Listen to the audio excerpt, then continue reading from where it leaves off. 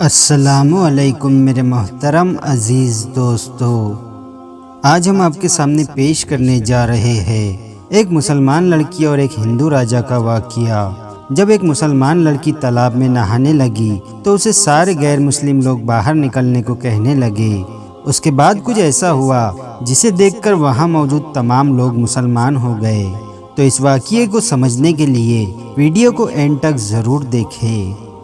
दोस्तों, पुराने ज़माने की बात है। एक राजा अपने सिपाहियों के साथ कहीं जा रहा था। वो राजा मुसलमान नहीं था। उस वक्त गर्मी बहुत थी और गर्मी की वजह से उसे नहाने की हाजत महसूस हुई। इसी वजह से वो करीब के तालाब में नहाने पहुंचा। वहां जाकर वो क्या देखता है कि उस तालाब में पहले से ही कुछ लड़कियां नहा रही है, क्योंकि वो तालाब लड़कियों के नहाने के लिए था। लड़कियों ने जब राजा को तालाब के करीब आते देखा तो फौरन ही तालाब से बाहर निकल आई, लेकिन एक लड़की तालाब में बैठी रही। राजा ने उस लड़की से पूछा कि तुम तालाब से क्यों नहीं निकली? तो लड़की ने घबराते हुए कहा, ये जगह लड़कियों के नहाने के लिए है और इस वक्त मेरा लिबास ऐसा नहीं है कि मैं किसी गैर मर्द के सामने आऊं। लड़की की यह बात सुनकर राजा की शैतानियत जाग उठी। उसने कहा, मैं राजा होने के नाते तुम्हें हुक्म देता हूँ कि ऐसे ही तुम तालाब से बाहर आ जाओ, मैं तुम्हें देखना चाहता हूँ। लड़की उसका हुक्म सुनकर परेशान हो गई और उसने कहा, रहम करे राजा, मुझ पर रहम करे। मैं मुसलमान हूँ, मेरे मजहब में पर्दा है, आपको खुदा का वास्ता है, आप यहाँ से चले जाइए। ये जगह लड़कियों के नहाने के लिए है, इसलिए मैं यहाँ पर नहाने के लिए आई हूँ। अगर मुझे पता होता कि आप यहाँ पर आने वाले हैं तो मैं यहाँ पर नहीं आती। राजा ने गौर किया कि ये लड़की जो तालाब में है ये सब लड़कियों में सबसे ज्यादा खूबसूरत है। राजा ने कहा कि तुम अभी मेरे सामने बाहर आ जाओ।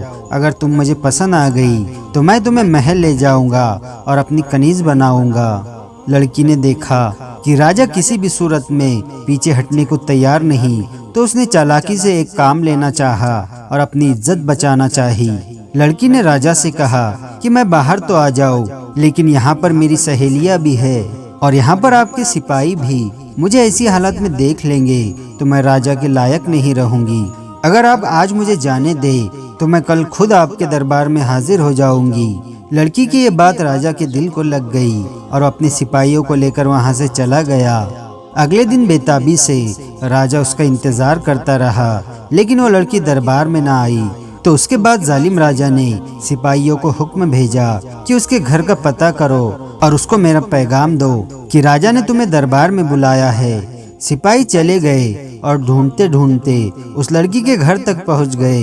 जब सिपाही उसके घर तक पहुंचे तो सिपाहियों ने लड़की के बाप से कहा, जो कि पेशे से एक सुनार था। सिपाहियों ने कहा कि राजा ने तुम्हारी बेटी को दरबार में बुलाया है, अगर आज वो दरबार में न पहुंची तो राजा उसको उठाकर ले जाएगा। और ये धमकी देकर राजा के सिपाही वहां से चले गए। दरबार में आकर उन्होंने बताया कि वो मुसलमान सोनार की बेटी है और हम आपका पैगाम बाप बेटी तक पहुंचाकर आए हैं। राजा दूसरे दिन भी इंतजार करता रहा, लेकिन लड़की ना आई। राजा को बहुत गुस्सा आया, उसकी बेचैनी बढ़ती जा रही थी। अगले दिन राजा ने सिपाहियों को हुक्म दिया कि जाओ, उन दोनों बाप बेटी को गिरफ्तार करके मेरे सामने लेकर आओ। सिपाही फौरन रवाना हो गए और उस सुनार के घर जा पहुँचे, लेकिन आगे से दरवाजे पर ताला लगा हुआ था। लोगों को पूछने पर पता चला कि वो कल रात ही घर छोड़कर चले गए हैं। और जब इस बात का इल्म जालिम राजा को हुआ तो वो गुस्से से पागल हो गया। उसने सिपाहियों को हर जगह दौड़ाया, लेकिन उस लड़की और उसके बाप का कोई पता न चल सका। फिर उसने सल्तनत में ऐलान करवा दिया कि जो सुनार और उसकी बेटी का पता बताएगा उसे 1 किलो सोना इनाम में दिया जाएगा। लेकिन फिर भी कुछ हासिल ना हुआ, उस लड़की का कुछ पता न चल सका। तो उसने अपने साथ वाले राजाओं को खत लिखा और उस लड़की को ढूंढने की दरख्वास्त करके मदद मांगी, लेकिन वहाँ भी उसका कुछ पता न चल सका। ऐसा लगता है जैसे उस लड़की को जमीन निगल गई हो या आसमान खा गया। एक रात वो जालिम राजा सो रहा था तो उसको एक ख्वाब आया। ख्वाब में उसे दरिया के किनारे एक झोपड़ी नजर आई। राजा झोपड़ी को देखकर हैरान होता है कि इस वीराने में किसकी झोपड़ी है। उस झोपड़ी को देखने के लिए वो झोपड़ी के पास आया और उस झोपड़ी में दाखिल हुआ तो उसे वहाँ एक दाढ़ी वाले बुजुर्ग नजर आए। उन बुजुर्ग के साथ एक लड़की बैठी हुई थी। इससे पहले कि राजा लड़की की शक्ल देखता उसकी आंख खुल गई। राजा समझ गया ये वही बाप बेटी है जो झोपड़ी में छुपे हुए है। वो उस इलाके को जानता था। अगली सुबह उसने अपने सिपाहियों को तैयार किया और दरिया के किनारे उस जगह जा पहुंचा जो उसे ख्वाब में नजर आई थी। झोपड़ी के पास पहुंचकर उसने सिपाहियों को वहीं रुकने का हुक्म दिया और खुद झोपड़ी के अंदर चला गया। और वहां वो क्या देखता है कि एक कमजोर सी दिखने वाली बीमार सी लड़की सो रही है और जा नमाज पर बैठकर सफेद दाढ़ी वाला वही आदमी दुआ कर रहा है कि ऐ मेरे पालने वाले रब, हम कब तक इस जालिम राजा से छुपते रहेंगे जो चंद लम्हों के मजे के लिए मेरी नादान बच्ची की इज्जत खराब करना चाहता है और जहन्नम की आग अपने ऊपर वाजिब करना चाहता है। या अल्लाह, उस जालिम राजा को हिदायत फरमा, उसके दिल में अपनी मोहब्बत पैदा कर कि उससे लोग डर कर ना रहे बल्कि उसके होते हुए वो खुद को महफूज माने। उसको इज्जत लूटने वाला नहीं बल्कि उसको इज्जत बचाने वाला कर दे। या अल्लाह, तेरे इख्तियार में तो सारी कायनात है, तू दिलों को फेरना जानता है।